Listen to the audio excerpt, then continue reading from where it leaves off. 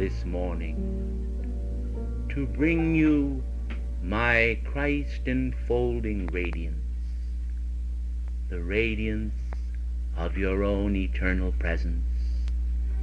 As I pass through the mists this morning, descending from the realm of heaven's height, I beheld the shafts of many human hearts,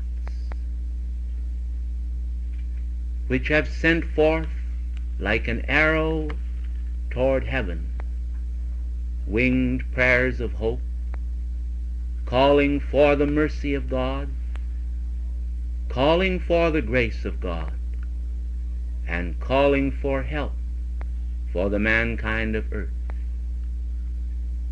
Blessed and beloved ones, the response of heaven is given,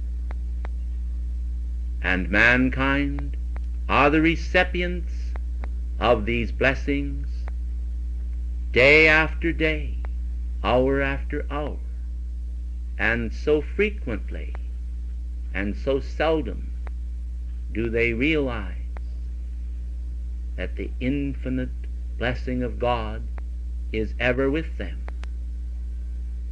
And therefore their blessings are like rays of sunlight piercing through the mists and shadows which humanity have surrounded themselves with. I am come this morning to roll back the clouds, to roll back the mists, not only from the people that are here present, but from all of God's children upon this planet.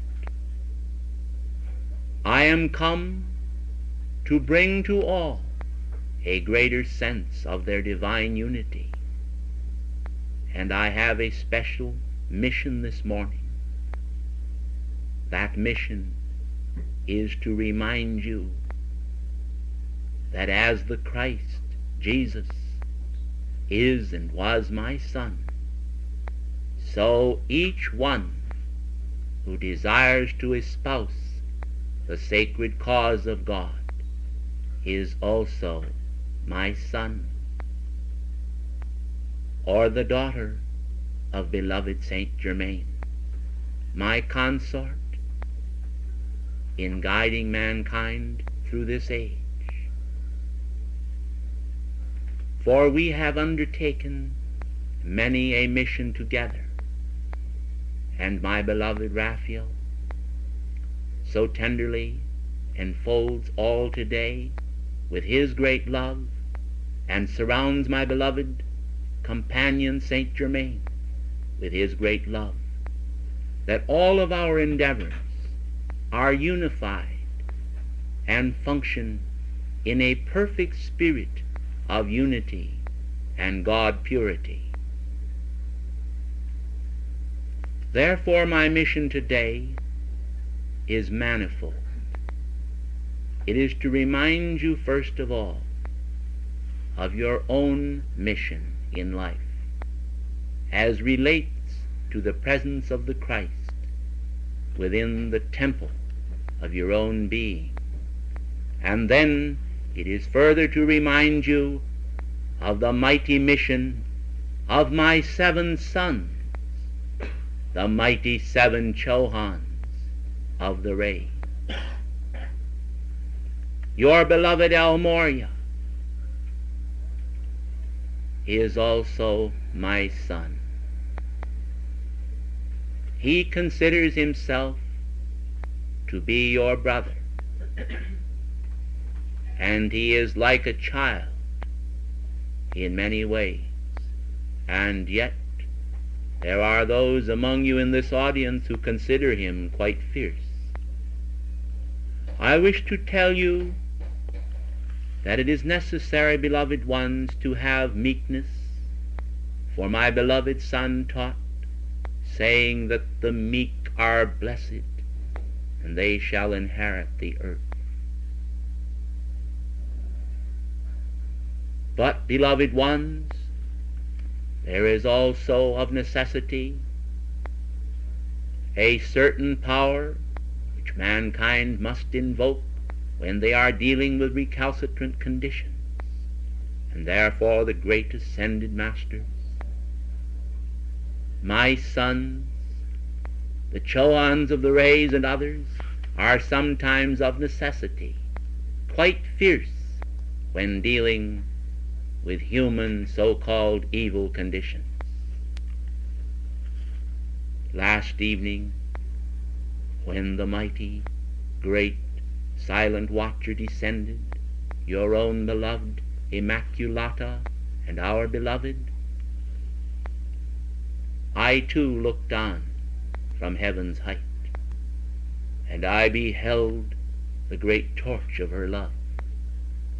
Therefore I determined today to come to you with quietness, because we all felt that the great transcendent power released last evening must have the opportunity to do its perfect work, and that today you ought to absorb, at least for this session, the gentle radiation of a mother's love.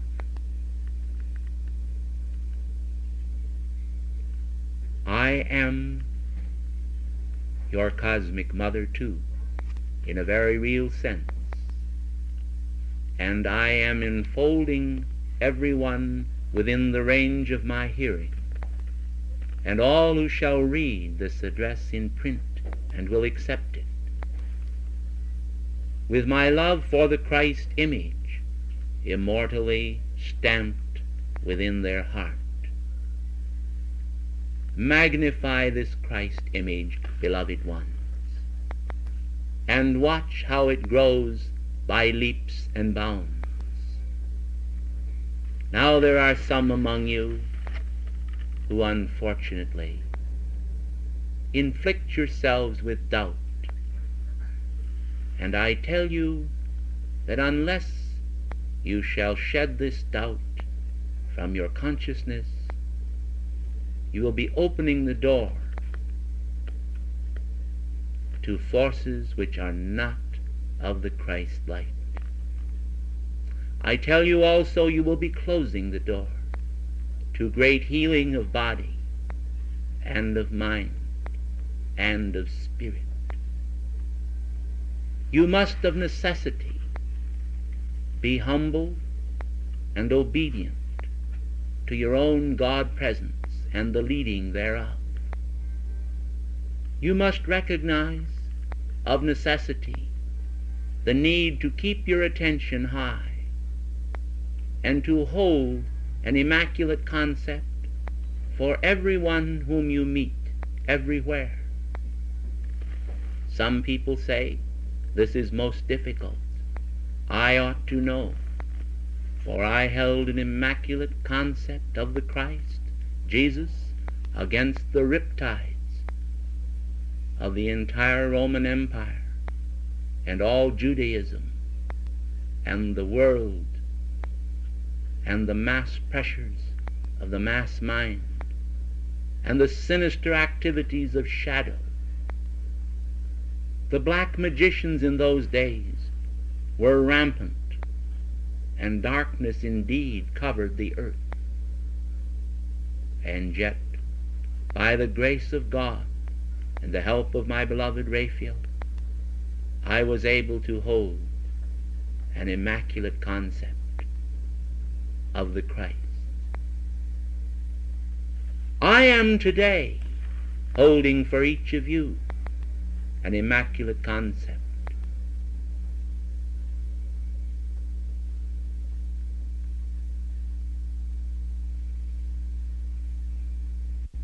I want you to think about that.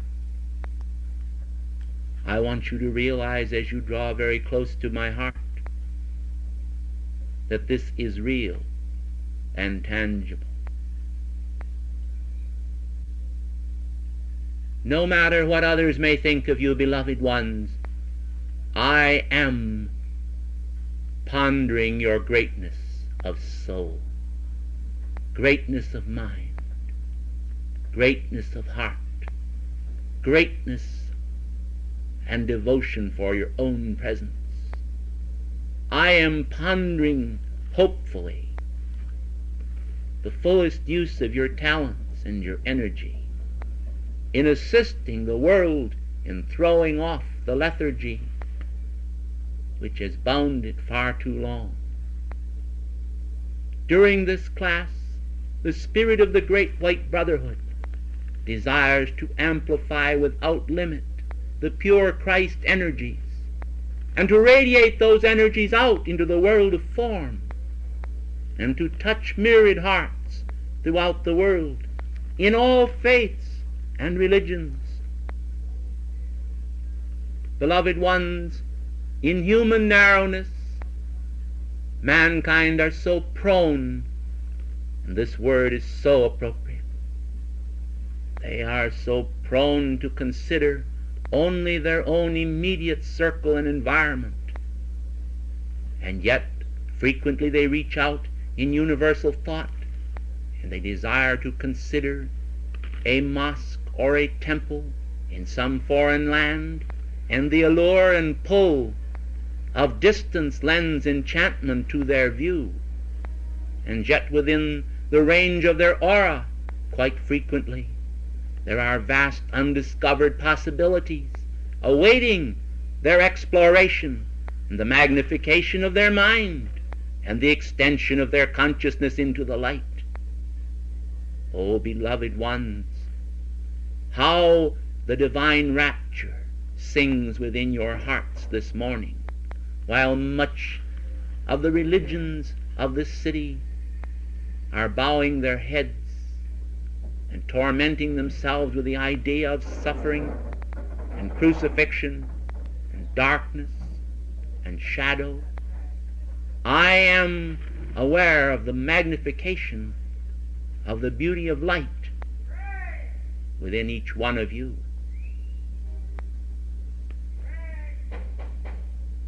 Peace, be still.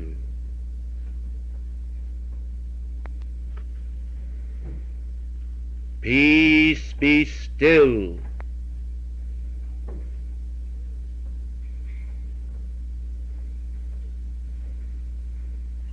Peace, be still.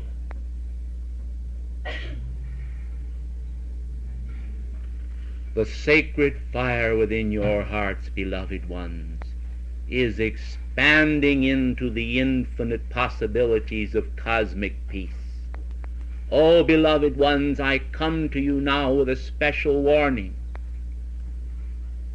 So many are enamored with curious things. So many are taken up with strange ideas that they fail to consider the immediate needs of their own soul for daily spiritual bread. They fail to consider the needs of their hungering being.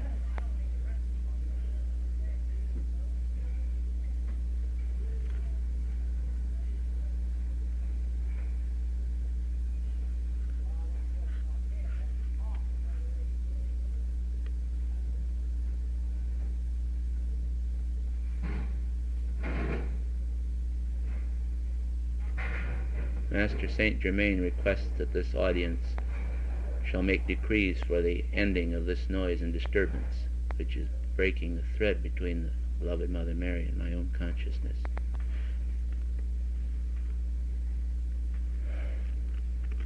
I am the resurrection and the life of perfect peace everywhere. I am the resurrection and the life of perfect peace everywhere. I am the resurrection and the life of perfect peace everywhere. I am the resurrection and the life of perfect peace everywhere. I am the resurrection and the life of perfect peace everywhere.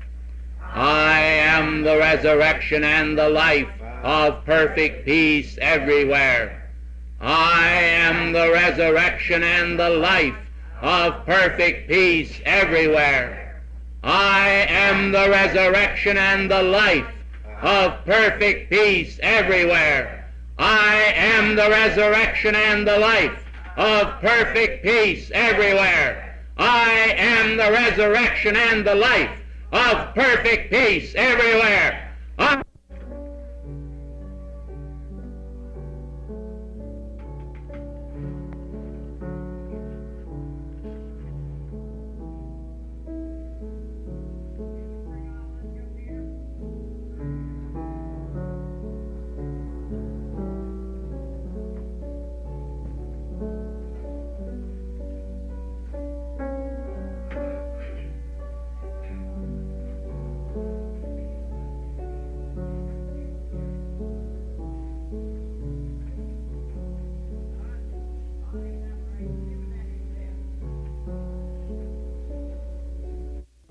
I would speak to you now of Lourdes. Many, many souls suffering in body, suffering with great afflictions of mind and burdens, come frequently and make pilgrimages to Lourdes and other sacred shrines where I have appeared and blessed the people. I wish you all to realize that these are true focuses of light, and that I do not for one moment decry the fact that great benediction and assistance is rendered to those who make these pilgrimages. But I do wish to point out that you can receive the very same benediction that those who go so far receive simply by calling to the ascended masters and believing that I am everywhere present. So for those of you who may be suffering with various afflictions and burdens, I ask you today to realize that I am here, that with a pure white mantle of a cosmic mother's love, I am enfolding you all, and that is a joy, a great joy to my being, to be able to assist you in throwing off various physical ailments and mental conditions that have oppressed you. I would only remind you of one particular and specific thing, beloved ones, and that is the admonishment, go and sin no more. It is so needful wherever a spiritual healing takes place that the individuals understand that whatever the condition, the requirement that by karmic law impose that condition upon them, it must be adjusted, and there must be a reconciliation of the higher self. Otherwise, the mere physical healing, beloved ones, would simply give them a greater opportunity to continue a downward walk, or a walk away from their presence. And the purposes of life are to draw people upward to an ascending spiral, to the beauties of heaven, and the hopes of heaven, and the peace of heaven. Who can weigh with justice another life stream than their own? Who can justly and truly measure the worth, the cosmic worth of another?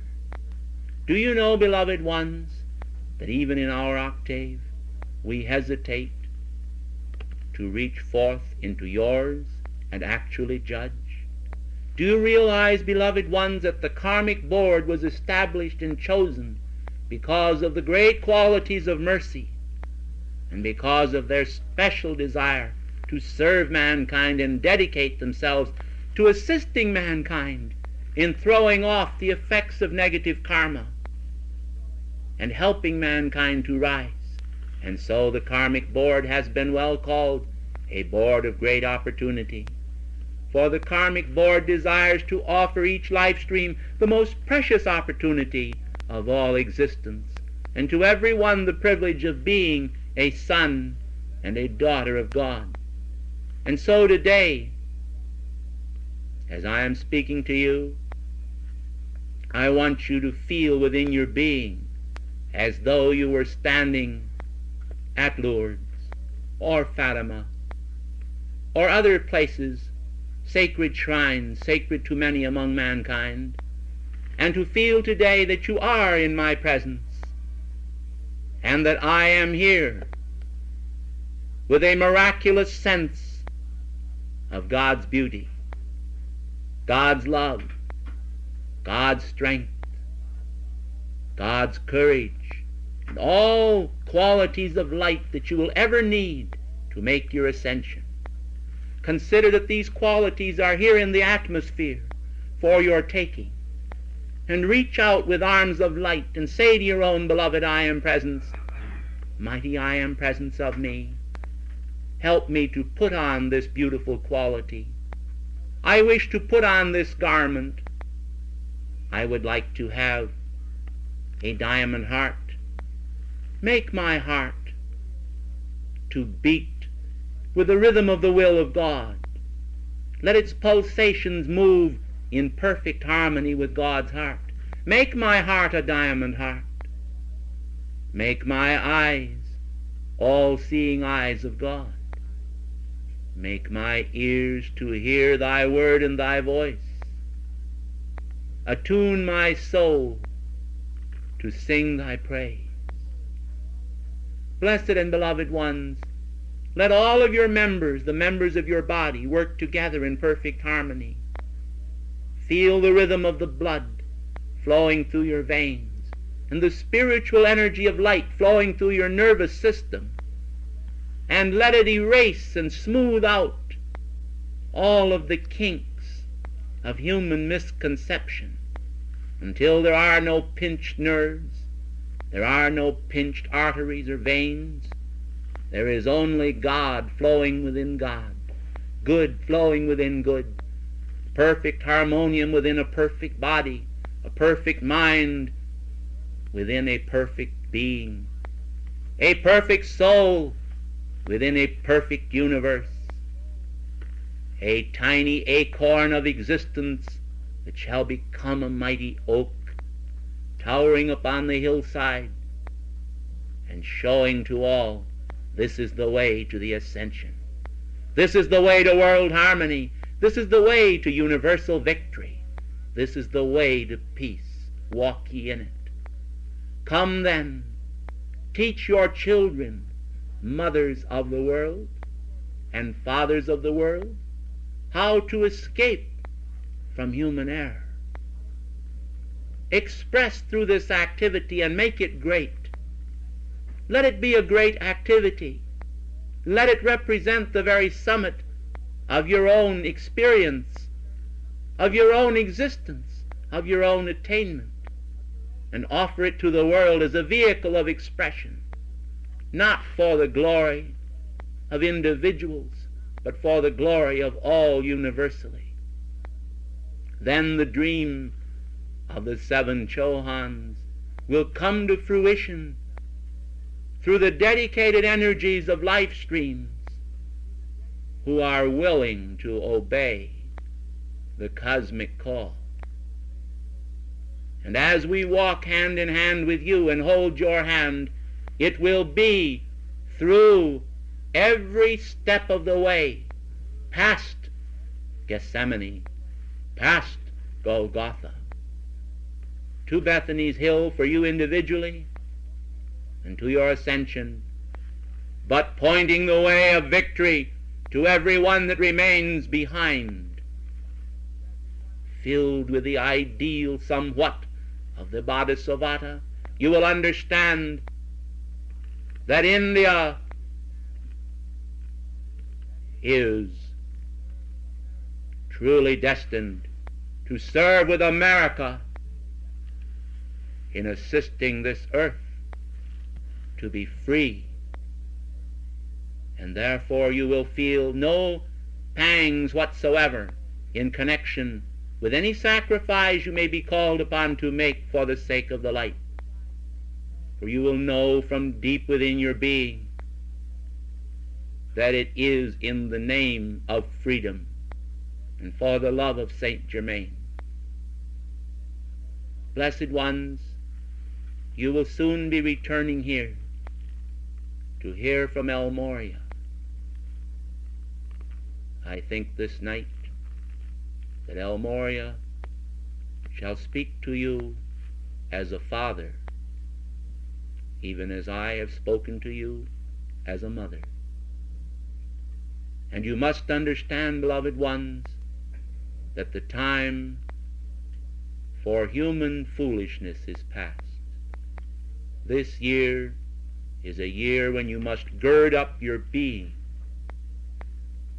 and prepare to expand the glory of God, the glory of the I Am name, the glory of the light and the sacred fire across the face of the earth, until all men can drink of the cup of which you drink and partake of the bread which you have eaten.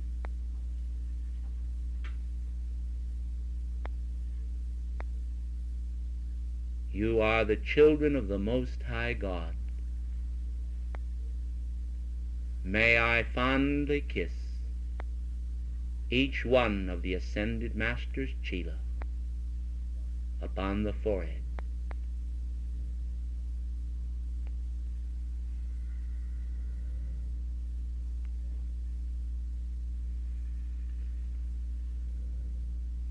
I thank you, and good morning.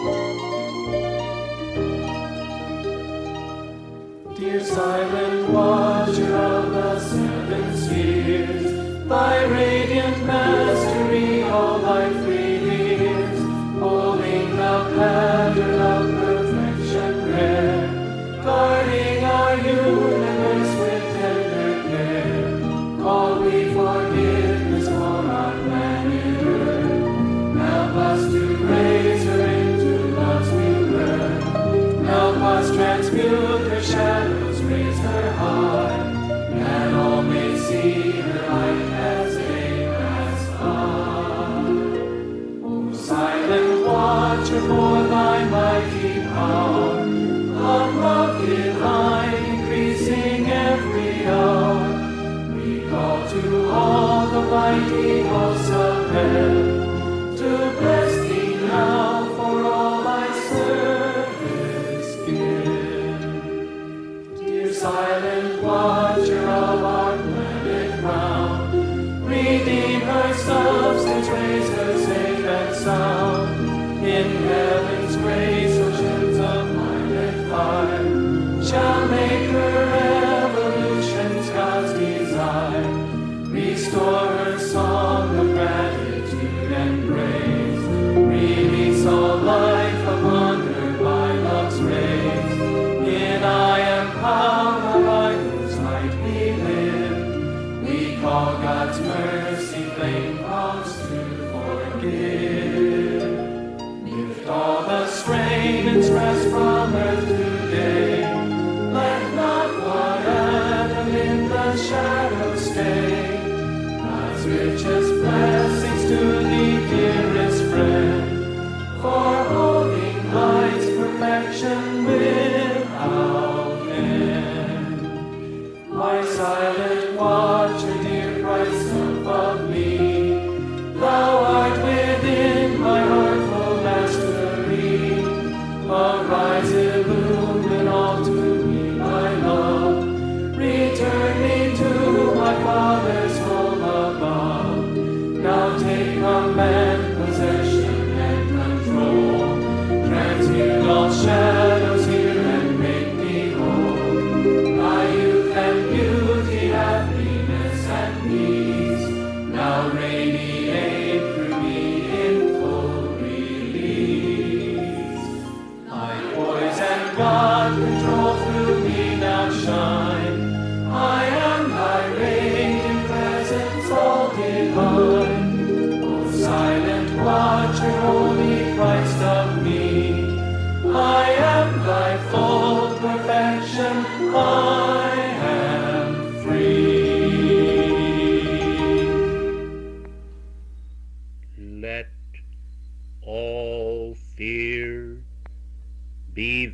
vanquished.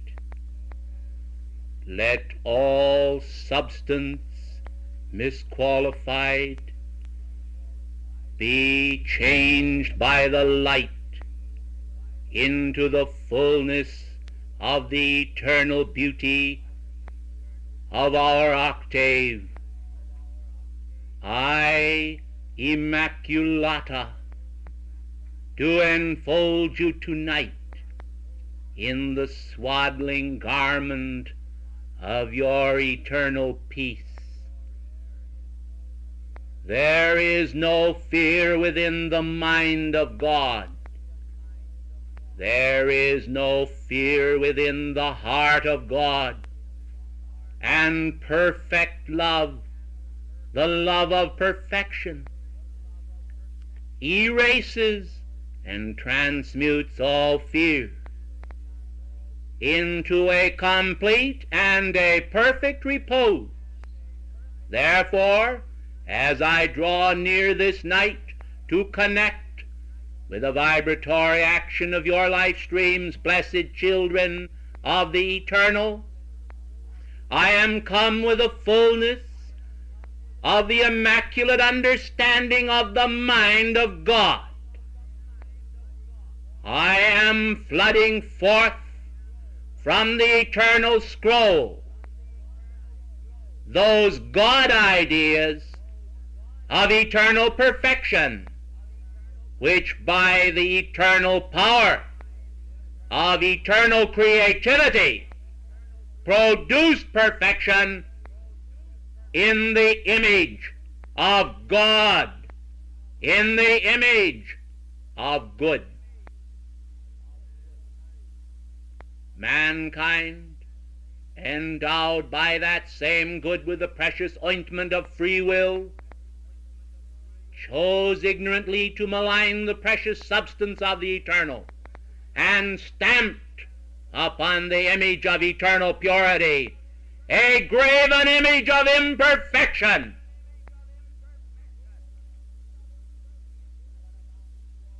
In what amounted to almost a masochistic frenzy, the mankind of earth have turned their back upon the face of their own presence, and walking into unhappiness, they have not known that peace which passeth understanding. But the entire spirit of the great white brotherhood, oblivious, I call to your attention this word, oblivious of human thought, conduct, action, or ideas, has turned its face toward the Son of immortal righteousness, and by responding to the call of God, has walked into the arms of the eternal Father. You are called by the entire spirit of the great white brotherhood. The call of your own mighty I Am presence, the presence which beats your heart, which sustains your life, which is your eternal purity and your eternal perfection, has called you to be manifest sons and daughters of the Eternal One. Your responses have often been governed, blessed ones, by human fear, temerity, and the desire to please some vain human person whose condition tomorrow may be one of complete unconcern for your life stream. And yet those blessed God-parents of this system of worlds, your own beloved Helios and Vesta, within the heart of the sun, have shed forth beams from their radiant heart, and have woven for you a garment of God purity, a swaddling robe of righteousness in the eternal celestial hope that the exaltation of your own divine presence would so raise you into a comprehension of the eternal Christ image, that you would quite naturally so much desire to be filled with this image that you would consciously enter into the heart of the sacred fire and abide within it.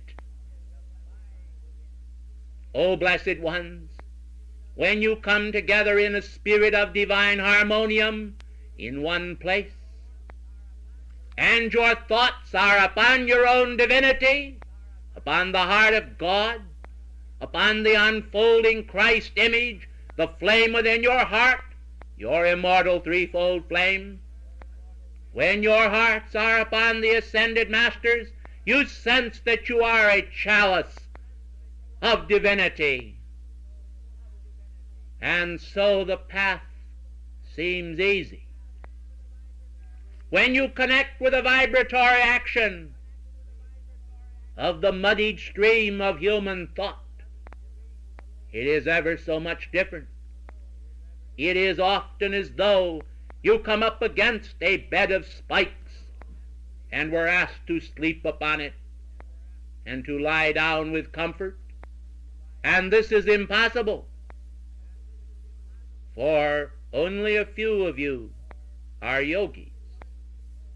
And blessed ones, I would like to remind you that the eternal perfection of God does not require suffering. It is not a requirement of the great cosmic law. It sometimes becomes a necessity in order to prod mankind by the hand of their karma to realize that they must, if they will enjoy their own God happiness, return to the Father's house of perfection.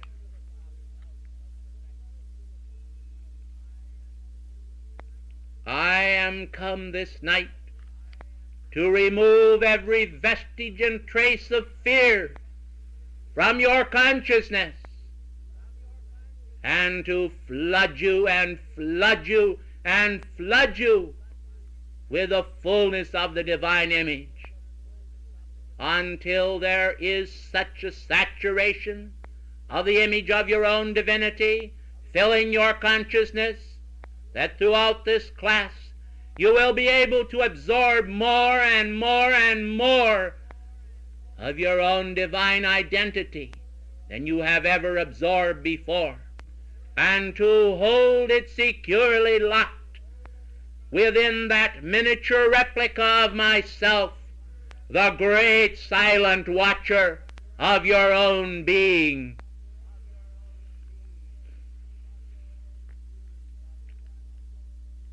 Beloved ones, have you thought and realized that you have a great silent watcher of your own being?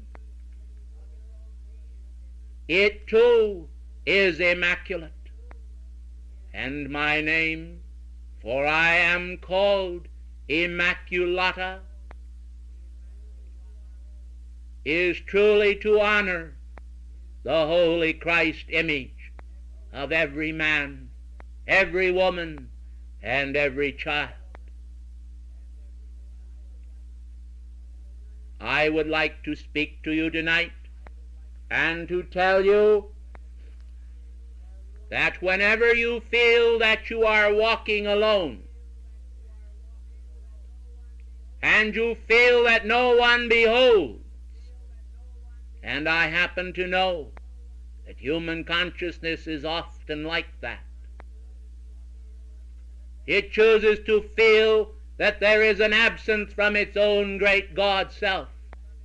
Then know that I am watching.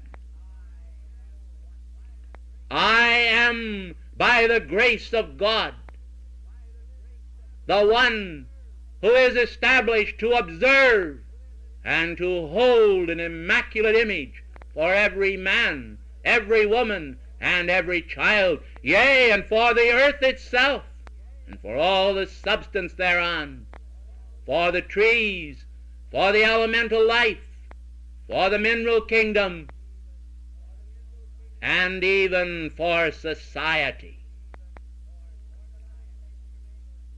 Your beloved Saint Germain long ago petitioned the Karmic Board for a correct social image for mankind, and so there was released from the heart of God an image of a perfect, ideal society. Know then, beloved children of earth, that within the heart of the great silent watcher is the divine blueprint, the creation of light, made by eternal light substance, released from the heart of God in the great central sun, charged by beloved Alpha and Omega, the beginning and the end, with the substance of God's own being.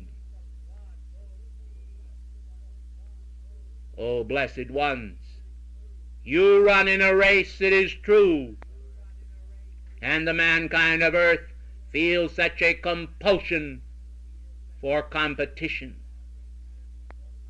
One of our great band recently spoke to you and pointed out that the flowers do not compete, that they simply breathe their fragrance into space. And when the mankind of earth shall think and act as God intends them to, I am certain that there will be a release from a spirit of vain competition. Beloved ones, if you were created by the same Father, by the same fiat, by the same call to life, the call which was uttered through beloved Jesus, saying, Lazarus, come forth, which can restore the dead, then I ask you, if there is one call, one life, and one being, how can life be in competition with itself? I ask you to answer this question if you can. There is no competition in God, beloved ones. There is simply an invocation of His precious image, and each one can externalize a different facet of this image. Some men are endowed to be musicians, others are artists. Some are endowed to have the power of invocation and are priests of the sacred fire. Some are endowed to rock the cradles of the young and tenderly mother their own offspring and the offspring of others. Some are endowed to be fathers, holding a father image, and to give strength and fiber to the world society. Some are intended to be political statesmen, and some practitioners of medical science, and some are builders and weavers, and all have different occupations, but all these occupations issue forth from the mind of God, and there is no difference whatsoever in the release of the diamond shining mind of God identity, which is invoked by the purity of your own mighty I Am presence, which releases the stream of energy daily, momentarily, into your heart, to beat your heart, to illumine your mind, to flood you with faith, and to give you a perfect picture of all that God wants you to be. I am, I am, I am, by the grace of God, the great silent watcher. But do you think, beloved ones, that I would be so foolish as to consider myself great? But, blessed ones, I am great. God is great. You are great, for you are made in the image and likeness of God. And I refer not to the puny ideas which humans have of one another. There is a certain irony, beloved ones, that human beings would hold an image of imperfection for one another, while often tending to favor their own ego. This is not the plan of God. All human ego and identity must be stripped from a life stream before it can fulfill the pure divine God identity of its being. And when the ascended masters urge upon you a release of feelings of ego, it is not, beloved ones, to chastise you, it is to exalt you. Oh, how perverted, how topsy-turvy, and I choose to use your own words, mankind have made life. How complicated, how vain, how foolish. And yet it need have no power. It has no power. For there is only the power of God that can act.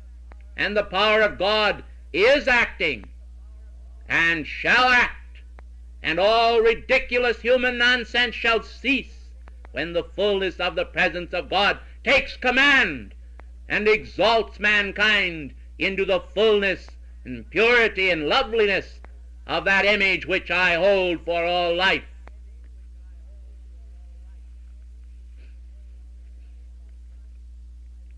Blessed and beloved ones, I would call your attention now to beloved Mother Mary.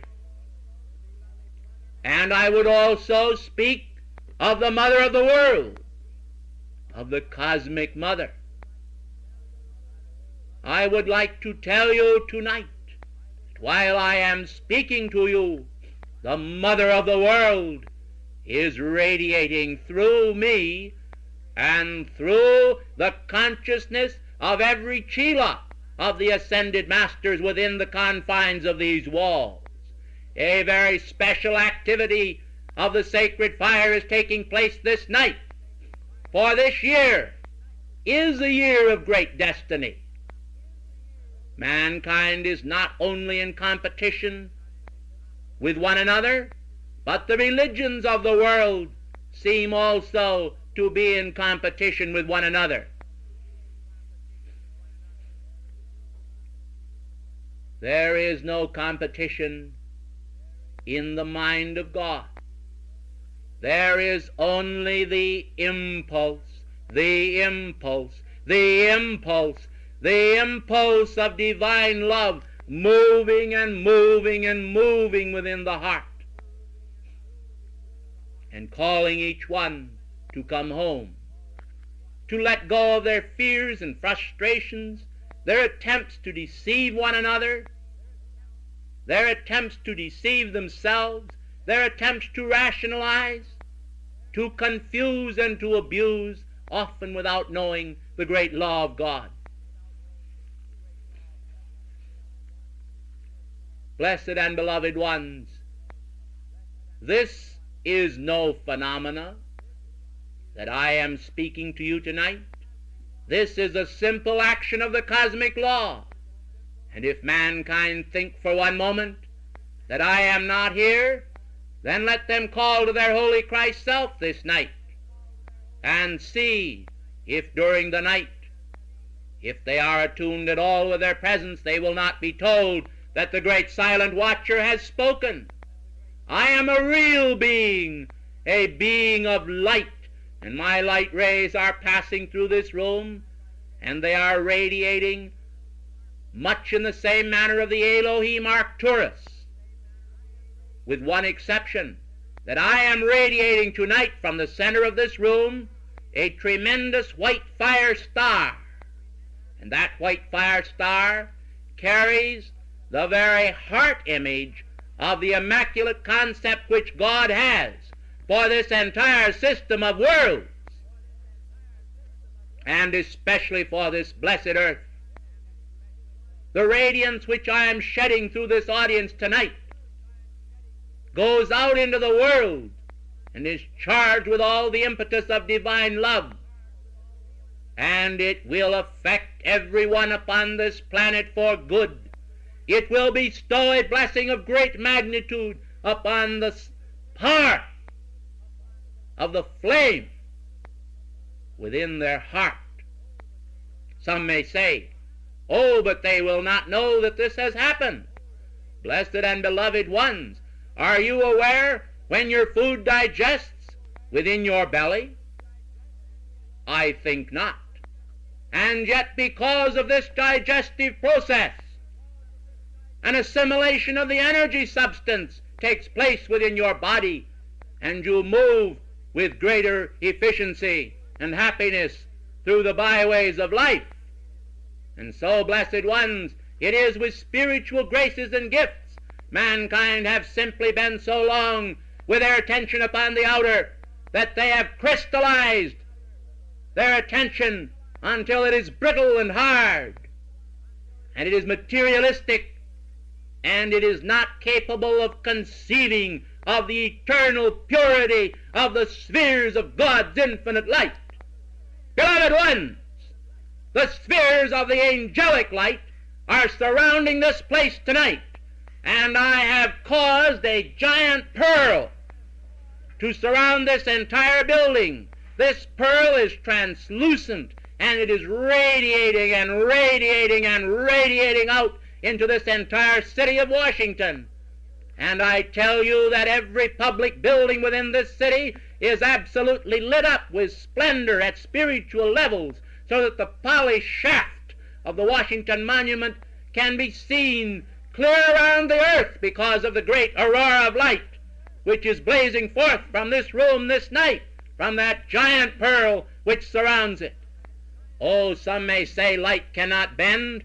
Well, I would like to have you know, beloved ones, that we have the power to bend all light and substance and invoke the laws of energy, the laws of God, and they will obey us. We are speaking of the immaculate mind of God from whence the creation came. We are not speaking in a finite manner. This is not a mortal form alone that is speaking to you. I, the great silent watcher, speak through this form, and I blaze my light rays out, and it is the power of God, your own mighty I Am presence, that is acting, and there is no other power that can act here. There is no other power that can act in your world. There is no other power that can act in the world of man. Do you think, beloved ones, that Mr. Kennedy in the White House is able to control this world? He is a very wise man, beloved ones, and he knows the limitations of a human consciousness. It was not too long ago that he himself, within his own heart, made a special call to God for guidance, which was answered. And so this nation stands in less peril because of the answering of that call. And countless millions of life streams daily are pouring out adorations and praises in all the churches and temples and homes and hospitals and schools, calling for light and guidance. Do you think, beloved ones, that the mind of God is not responding? Oh, beloved ones, the mind of God sends out its immediate answer. It is simply a lack of understanding on the part of mankind. They do not understand that God answers their every call, and therefore the density of human experience causes them to feel no compassion for one another, and they do not therefore feel compassion for themselves. And how can they feel compassion for God, beloved ones, when they cannot even properly love themselves? You, beloved ones, must love yourselves, for you are the handiwork of God. You are the handiwork of God. You are the handiwork of the Most High. You are beautiful. You are lovely. You are supreme. You are enfolded now in the rapture of the eternal divinity of the eternal spheres. And it is this beauteous image of the eternal Most High God, which is your life, that beats your heart and brings you joy and happiness and abundance and every good thing. And so it shall be forever and forever and forever, without end.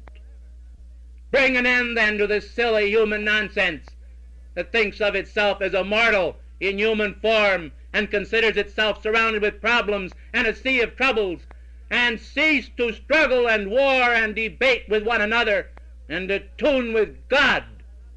And I tell you, the world's face will be changed, and it will not be by a mere evangelical process, unless you can think of it as a heavenly evangel from the heart of the Immaculate Silent Watcher and the entire spirit of the Great White Brotherhood, written in letters of living light and sustained for all time within your being as the name of God Himself, the identity of yourself.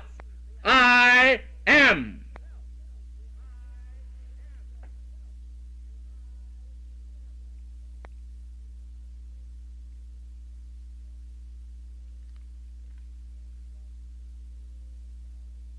From the pure realm of heaven I came.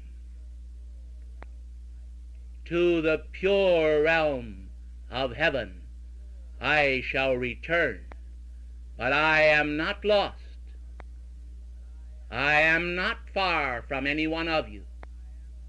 Remember, blessed ones, the ways of God are strange and mysterious to mankind until they are illumined completely.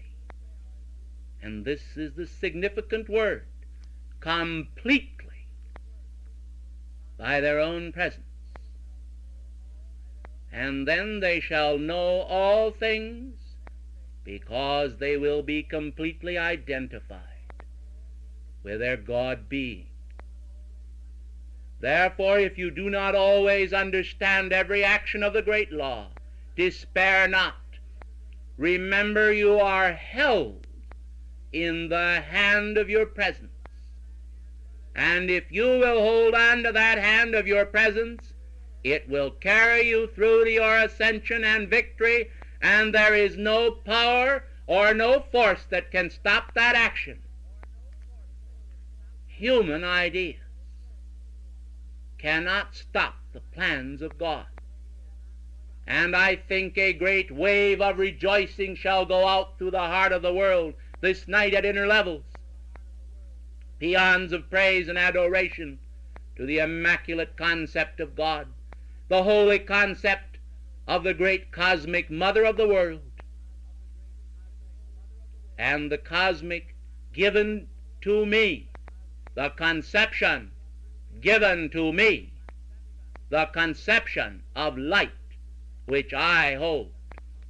I thank you and bid you good evening.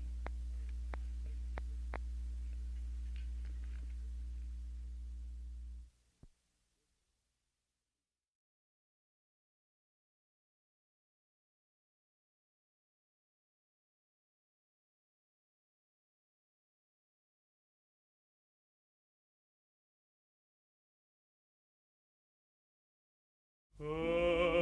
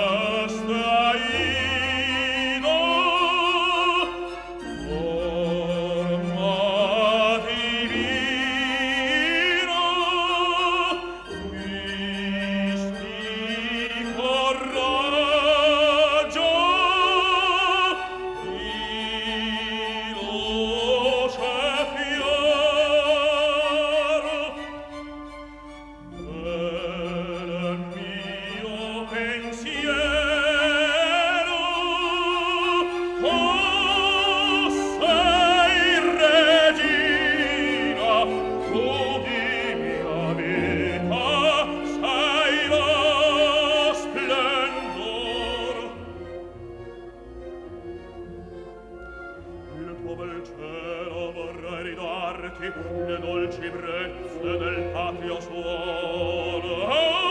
Rega sarto sul fine posarte,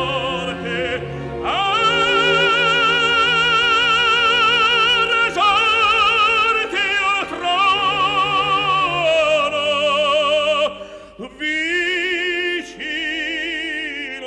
al solo, un trono vicino al solo, un trono vicino al solo.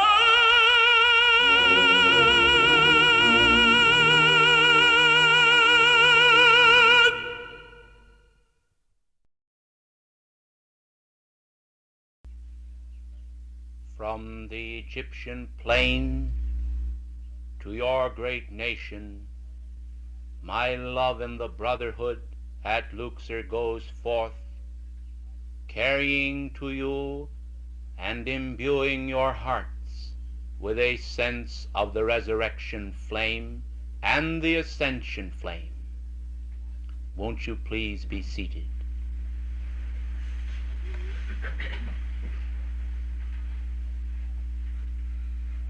Beloved ones, God spoke long ago unto Abram, saying, I will make thy seed as the sand of the desert, and as the stars of the sky. I would like to point out to you that although all are brethren, it is necessary and needful for all to understand the purity of the Immaculate Conception which God himself envisioned in his first act of creation. You have heard it said, our God is a living fire, and those of us of the Ascended Master's octave are so well aware of God as a living flame that we bow in adoration to the divers manifestations of the flame of God.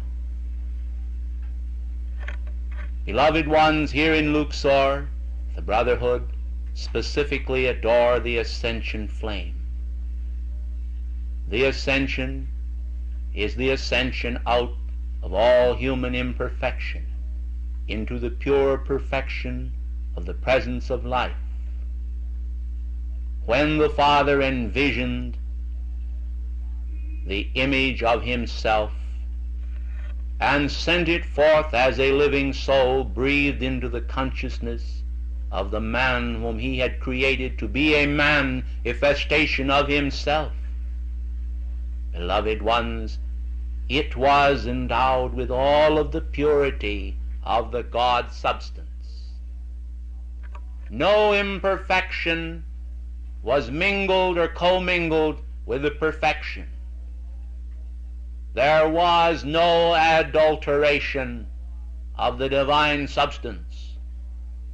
The flame of eternal purity which we adore and which we magnify today is the same flame that was in the beginning and before the beginning of all substance and creation, and which endures through the present and is the warp and woof of eternal matter substance, mind, intelligence, power, glory, and the ritual of the eternal perfection. I ask you, blessed ones, in the name and by the power of Almighty God, what right anyone has to alter the pure perfection of the immortal image of God. No cosmic being, no angelic being, no ascended being would dream, even in thought, of altering the perfection of God. But all adore the perfection of God because it is the eternal substance, the eternal manifestation of the fire breath of God.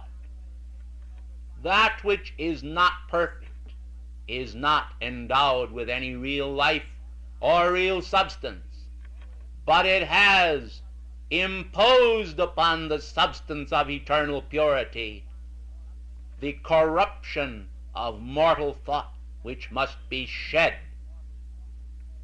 Blessed and beloved ones, it is to the dedication of the Ascension that we are come together here in Luxor today, to bring to you a sense of ascending into the perfection of the immortal image, the divine presence, the presence of life. I am amazed, as I adore this flame, to see the infinite capacity within the heart of that fire. O blessed ones, those of you who are tired of sameness, can you understand that within the God flame of the Ascension there is an ever new infinite capacity of being, that it is never, never, never changing, and yet that it is ever, ever and ever infinitely fulfilling the newness of life?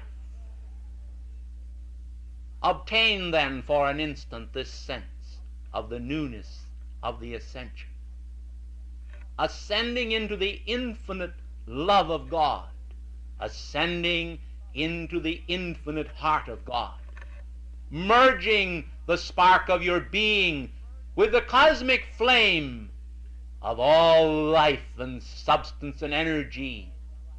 O blessed ones, our brotherhood is real and tangible.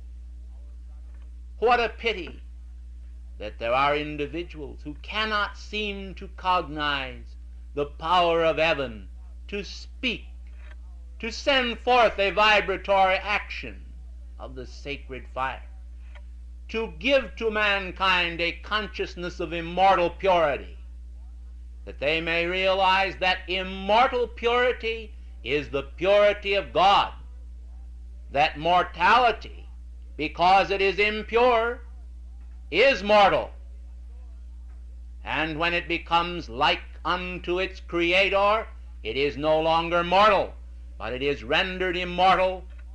It ascends into immortality, and it has the capacity of the Creator to exercise authority. Beloved ones, I would point out that among mankind today there are various individuals whose concepts of God differ. They do not all see the Father or God in the same sense, but within the mind that they possess and use, they envision God differently.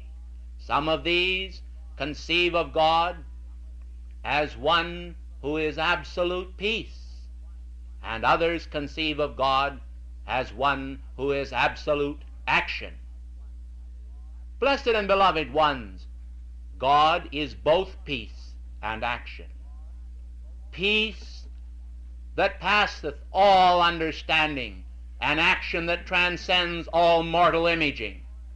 God has the power and authority and dominion over matter and substance and over all worlds whatsoever, but he has given to his sons, who have called it forth, as this blessed messenger has told you previously, the authority in their own worlds. And by misuse of that authority and by mimicry of human imperfection, they have outpictured those undesirable qualities which do not reflect the eternal purity and perfection of God. Sloughing off mortal substance, uncoiling yourselves from momentums of vain and repetitious habits, you shall create new spirals of achievement, and by the power of light and the power of light's perfection, the immortal purity of the Father shall manifest within you. The Holy Spirit possesses a vibratory quality which is so closely allied with the ascension flame that I am often so happy to note the presence of our Lord, the Mahachohan, in our adorations to the ascension flame. We are grateful today to feel the increased impetus of our Lord the Mahachohan as he joins our happy band here at Luxor and adores the ascension flame. I return now briefly for a moment to human ideas of God. Some time ago, there was a guest present in this assembly who spoke to our messenger after the service and said to him, "God is a still small voice. God does not speak with loudness." Blessed and beloved ones, I refer all men to the sacred writings which record that beloved Jesus taught as one having authority. And the authority of our realm is the authority and control and dominion which God has invested in us.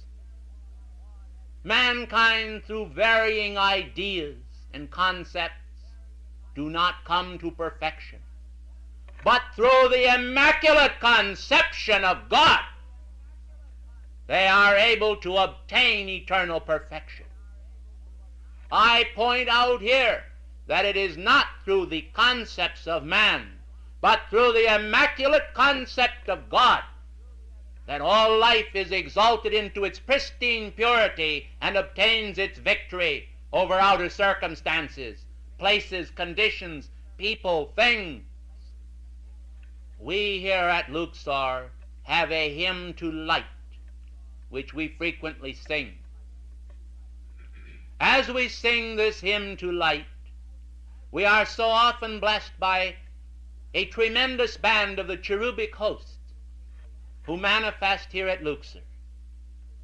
And quite frequently, they precipitate handfuls of rose petals with the most delicate and beauteous and magnificent fragrance that you can imagine, a splendid color, and a divine and celestial radiance.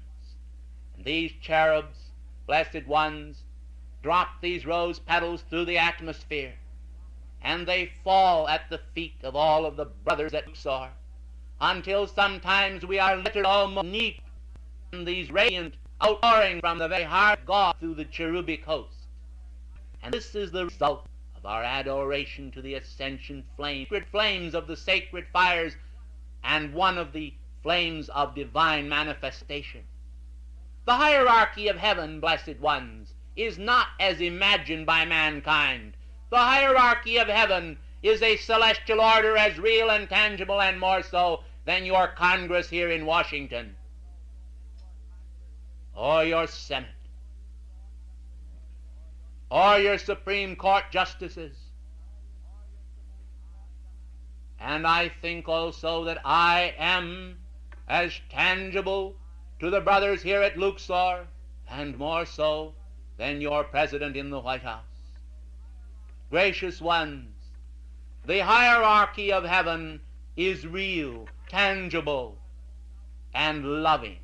Our love goes out to you and to the people of the world, desiring to make known to them the great opportunity which awaits all when they understand the perfection of their own mighty I Am God presence, when they understand that this presence is not far from anyone upon earth, but is the source and giver and bestower of life upon every one, when they understand that through the silver cord which descends from the heart of that presence down through the top of the head of the young babe, passes through the so-called soft spot and anchors within that heart to manifest as life, life, life, pulsating and beating there, they will understand that their connection with their God self is imminent and at hand, and therefore through that contact the kingdom of heaven is ever at hand, through the life that beats each heart, through the stimuli of the Holy Spirit, through the outpouring of heaven and its tangible manifestations.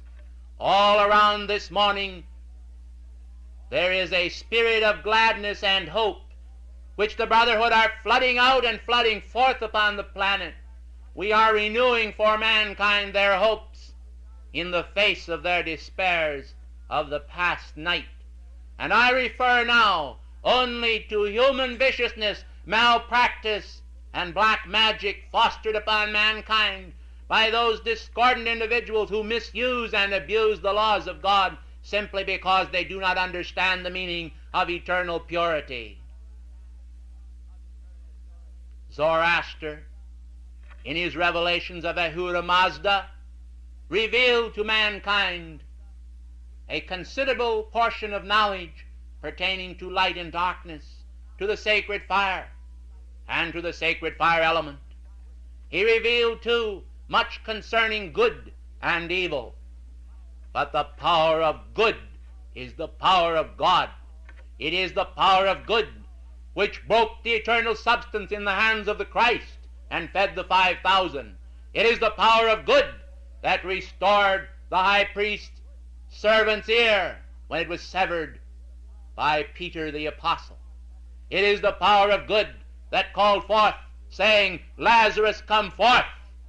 It is the power of good that healed the young child.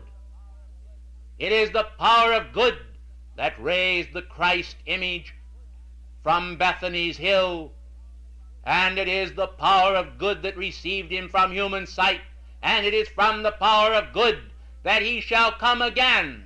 And the power of good, beloved ones, is not evil.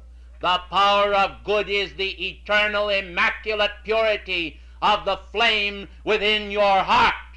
It is the flame of destiny which makes of man a God, because he is a God in manifestation, because he was intended to be a God in manifestation. And the power of human ignorance simply has no power to distort the divine image in the immortal consciousness of the Father.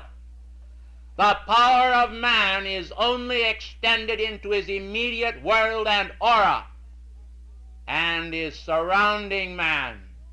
And human effluvia accumulates, beloved ones, like a thundercloud, and is carried by the winds of human idleness across the earth. And for a moment it obscures the magnificent purity of God, and so people say, the rains are here, the monsoon rains, and we must suffer now famine and pestilence and disease and inharmony and war and death. And yet I say, by one blast of the immaculate light of God, the Word of God speaking from the heart of the mighty I Am Presence in the great central sun, all pestilence, all disease, all death are all taken up and caught up and transmuted into the hand of God as pure light substance, and they simply are no more, for they are only concepts and figments of human imagery, and they exist for a time. But as a salt doll, they shall dissolve in the sea of divinity and be no more. As dross, they shall be purged from the pure gold. Blessed and beloved ones, I pause now for a moment, and I ask you all to stand for a moment and to hold your hands out as receptive cups with your palms turned upward, while the brotherhood at Luxor are singing their hymn to light, joined in by the Mahachohan. As time elapses, it shall not require a great deal of time in your octave, but I want you to sense their adoration to the flame of the ascension.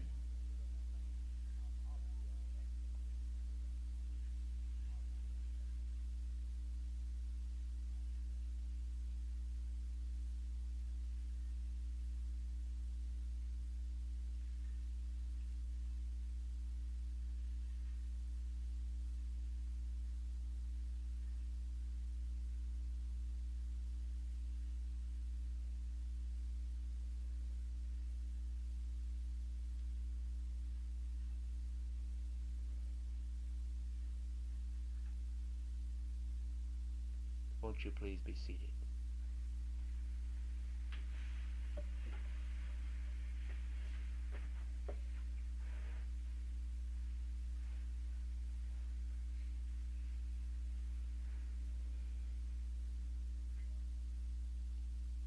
Blessed and beloved ones,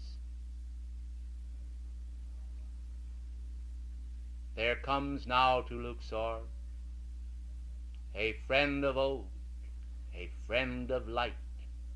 She stands by my side.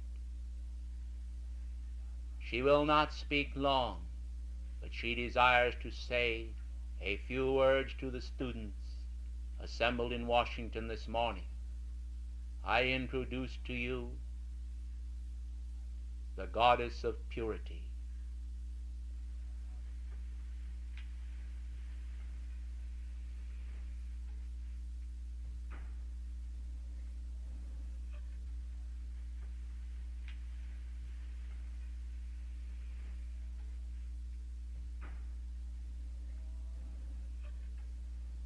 With all of the iridescent loveliness of the eternal spheres of perfection, I am come to you this day, blessed and beloved ones, whose tender reality, like a teardrop within a rose, is manifest within the heart of God.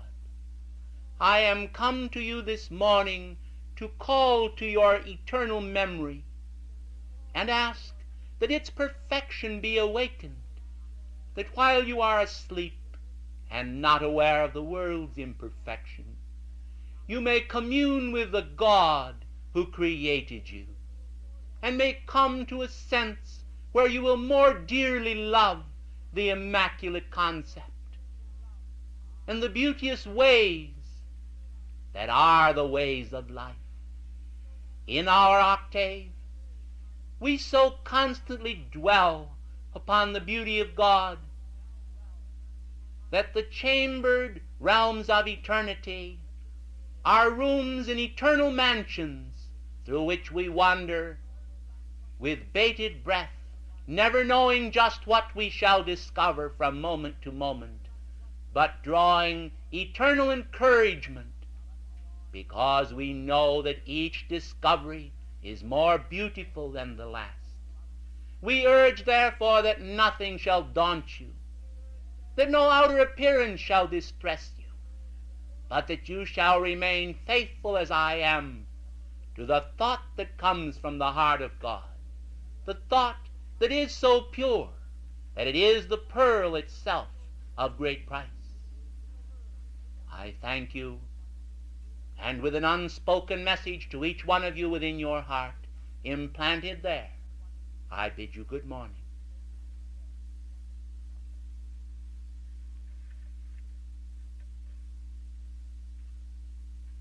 Won't you please be seated, blessed ones? It is a rare occasion, blessed ones, when the great goddess of purity comes to us here at Luxor and radiates her divine and celestial purity.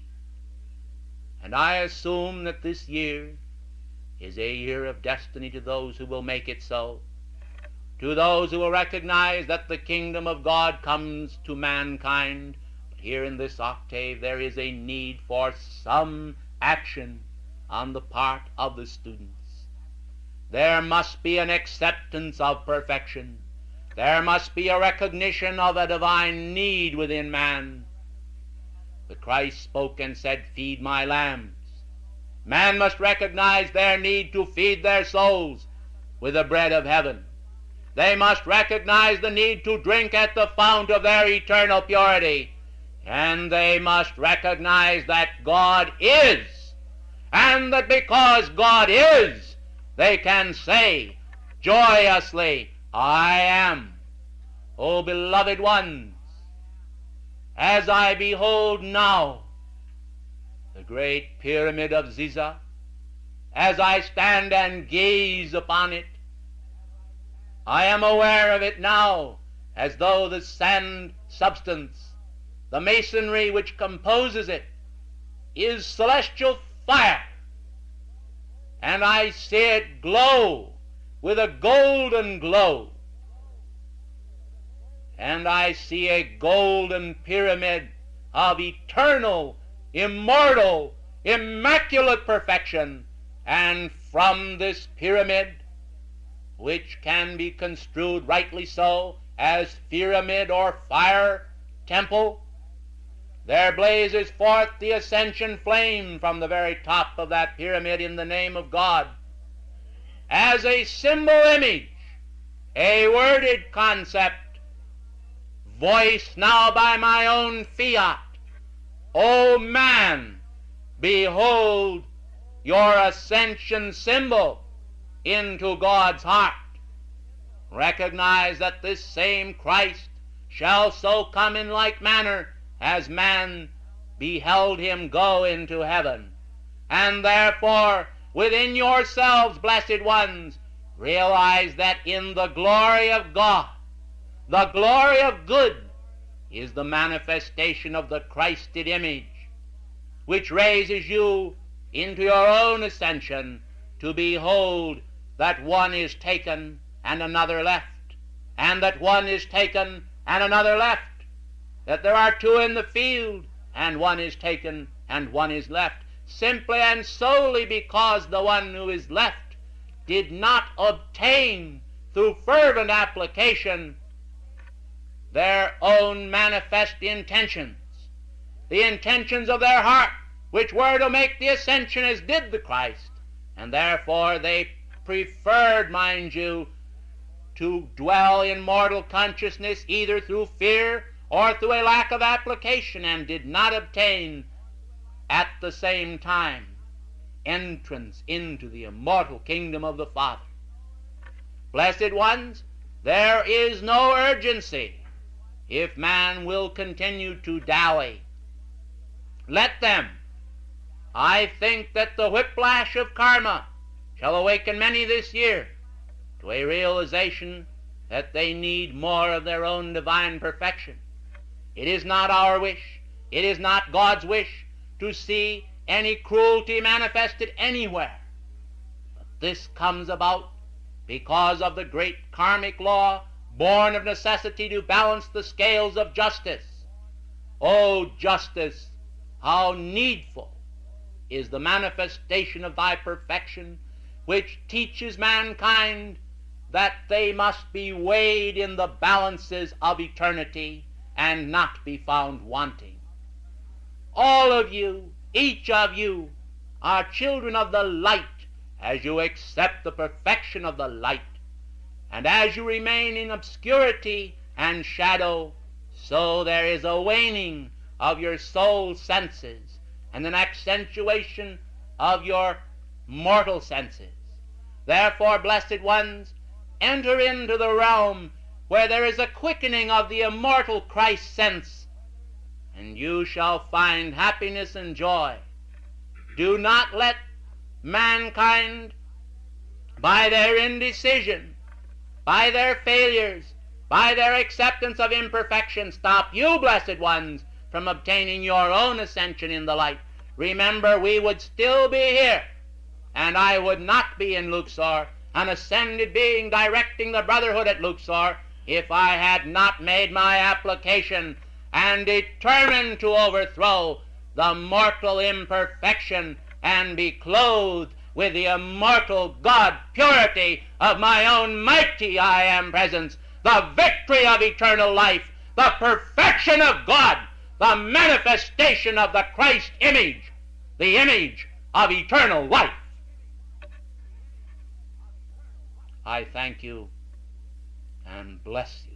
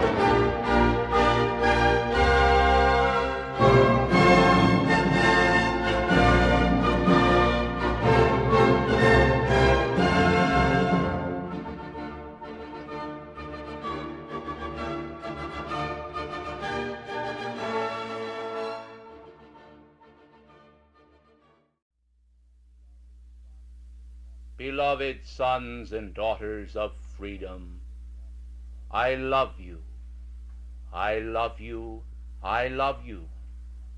But I have heard, beloved ones, that there are often conversations among yourselves, with yourselves, and that you say to one another and to yourself that you do not love yourselves at times.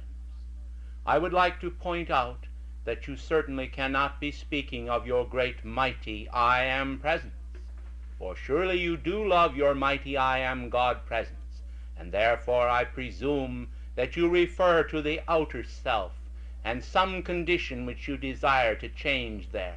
Well, beloved ones, the power in your mighty I Am presence to change that condition is there.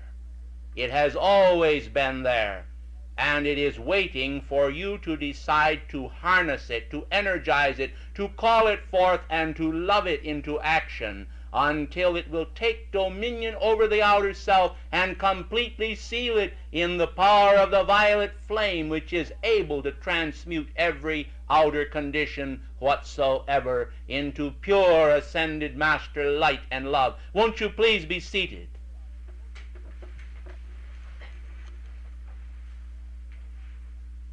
Blessed and beloved ones, have you ever considered the ground upon which you walk to be made of light substance? Have you ever felt, as your feet touch the earth, that it is actually sinking into the soft pink radiance of divine love? Then I urge you to try it and see if it will not put a spring in your step. The type of radiation in your feeling, the buoyancy in your life, that will cause you to realize that the ascended master law is a practical law which takes command of outer conditions here and now and is able to show you how to walk and how to live and how to master your own world. I ask you, ladies and gentlemen, where else would you find this knowledge or this teaching except in the power of the I Am instruction? I ask you where else you can find the power that gives you a direct contact with the ascended masters, with our octave of light and with our love. I would to God that all of the religious people of the world would expand their consciousness into the ascended master octave. I think you would see a change take place upon the face of this earth that would be so beautiful, that if by contrast overnight it could be brought about as the change occurs on a great stage, as the setting is swept aside, and in its place the kingdom of heaven is ushered in, that the mankind of earth by popular vote would acclaim the ascended master way of life and proclaim it as the way victorious. Beloved ones, long ago when beloved mighty Victory came to the Grand Teton retreat, I wonder if any of you today in the outer have any conception of what it meant to this blessed earth.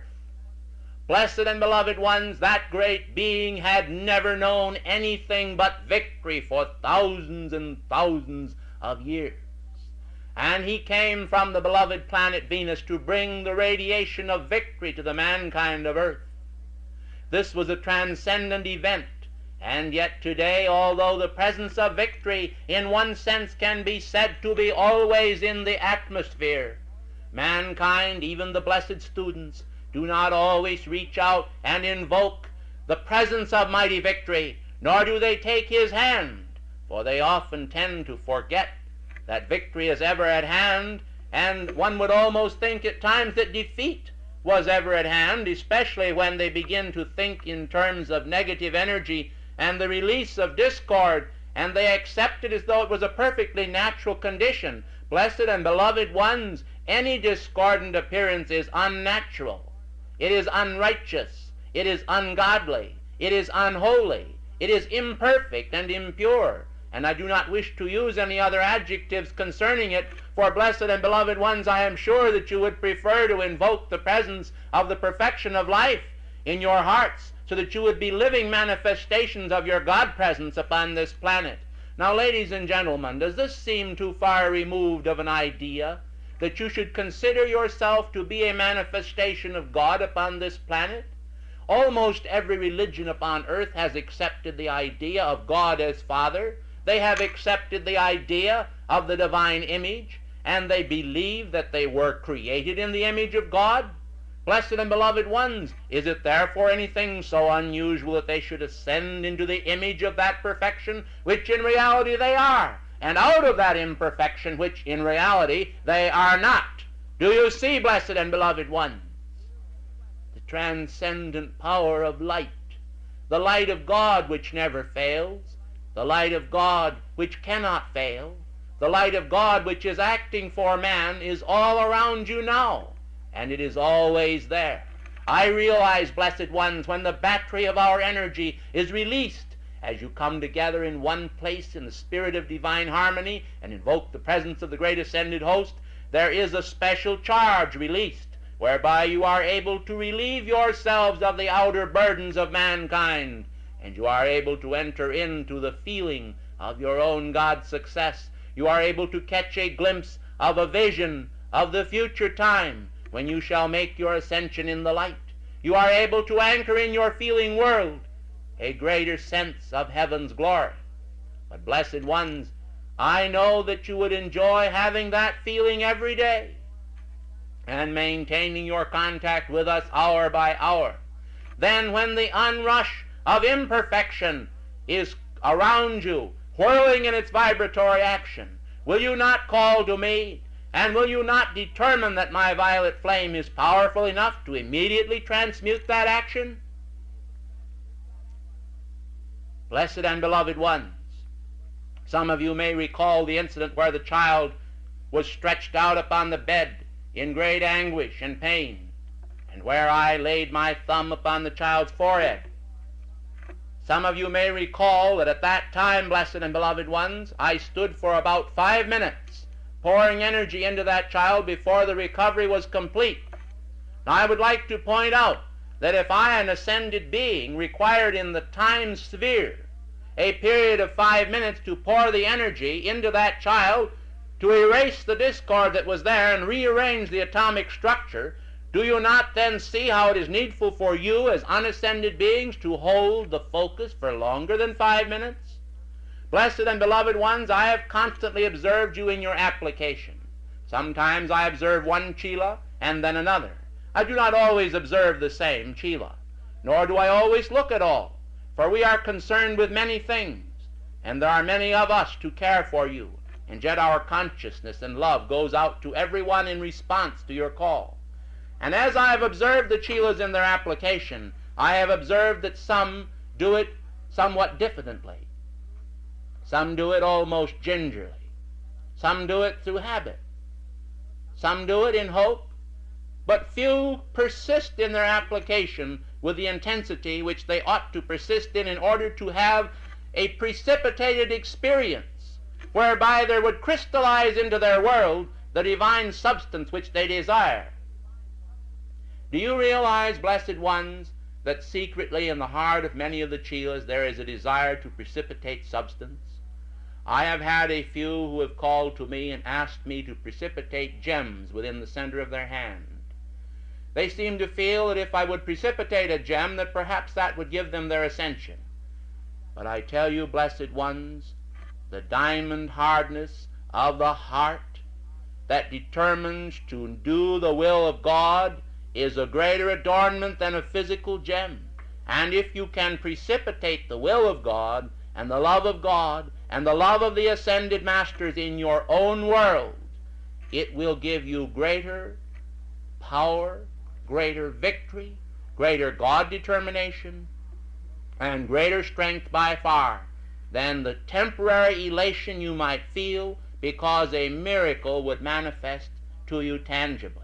For when you attain all these divine qualities, blessed and beloved ones, you yourselves will be able to precipitate these things at will.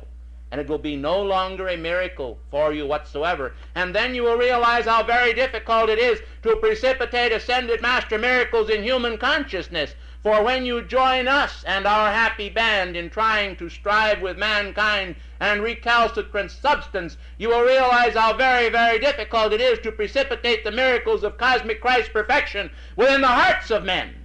And you will perceive that that is the most difficult task of all. For there you have a man or a woman made in the image of immortality who have accepted. Understand, blessed ones, they have accepted for centuries the appearance of human discord. And this has hardened and solidified and crystallized, utilizing divine energy to crystallize itself. And blessed and beloved ones, that is most difficult to shatter. And yet it must be done, and is being done by the violet flame and by the sacred fire. Oh, that more of mankind would understand this great law. But how can that be until harmony manifests in the student body? And therefore I rejoice that in the Summit Lighthouse here in the Heart Center, there has been a manifestation of considerable harmony. And we are most encouraged by the spirit of harmony between the students, the tendency to exalt the God and the deity in one another, and look to us for light and illumination concerning their problems. And we are grateful, blessed ones, for that which you have done, and that which you shall do. But we would like to point out to you that there are here approximately 7 souls who are of the angelic host in physical embodiment. Did you know, blessed ones, that this morning 7 of you were angels? Then I would like to point it out to you, and I hope that you will not go around looking to see which one were angels and which one were not angels or are not angels. Blessed ones, the important thing, the most important thing is to understand that the plan must be outpictured upon earth, and that all mankind must come to understand the need for the illumination flame to blaze in their hearts, that all must come to understand the need for divine harmony and unity and oneness. But this oneness must be with the presence of Almighty God. It cannot be a oneness or a unity of all the different human ideas to make a potpourri for mankind which they could not partake of, because it would be distasteful naturally. For mankind today have externalized different facets of their nature, and some individuals have externalized certain creations which do not appeal to others, and so there is a difference among mankind in the outer. But in the inner world there is no difference, and this which is in the outer shall come through the power of the presence of life into perfect harmonium, until all shall harmonize together by the spirit of divine concord. Ladies and gentlemen, there has been great distress in the consciousness of the Chelas because of the fact that world conditions are most disturbing. I wish this morning to saturate this place at inner levels with the fragrance of roses from the heart of God.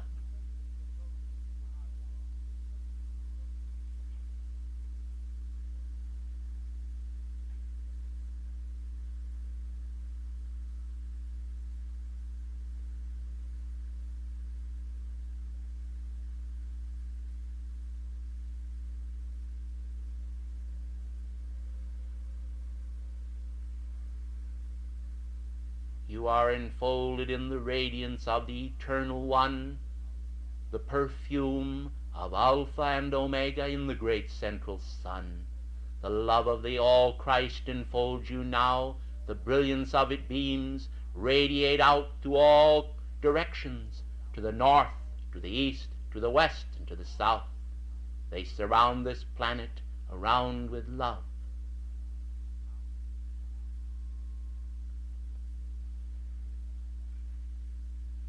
Gracious ones, I have blessed you this morning, and I bless the atmosphere of this city, and I bless the atmosphere of this nation. I am known as the God of freedom, and I think that all of you would love to be free.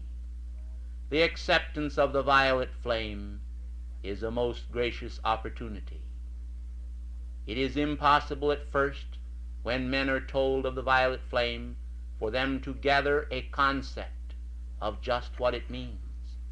For example, this messenger to whom I am speaking did not fully realize in his outer self until this very morning the full power of the violet flame.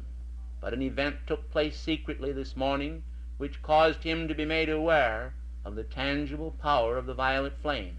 I shall tell no further secrets upon his life stream. But I wish you to know that you must seek in order to find. Over the years you have sought, but the culmination of it all is never brought about until you have won your victory. And when you have obtained, blessed ones, you will need no one to tell you, for you will immediately sense that you have attained a certain momentum of victory. And I believe most of you know and sense the great law of your ascension, and realize that that law is the law which shall bring every one to the place where they meet the presence of the ascended Christ in the air. The ascension, blessed ones, is the greatest event that can happen to anyone. And therefore, I urge you during this holy season that you fix in your consciousness not the image of crucifixion, but the image of the ascending all Christ, the light of God that never fails, the radiance of God that enfolds the planet, the power of God that is victorious, the resurrection flame, and the ascension flame.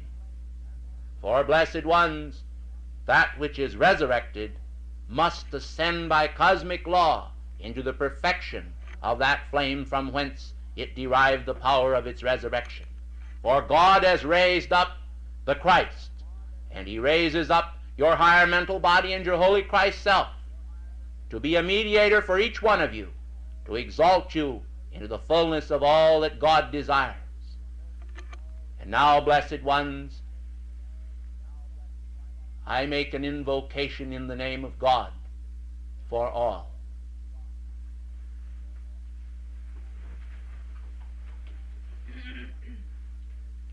O thou wondrous purity of the infinite God,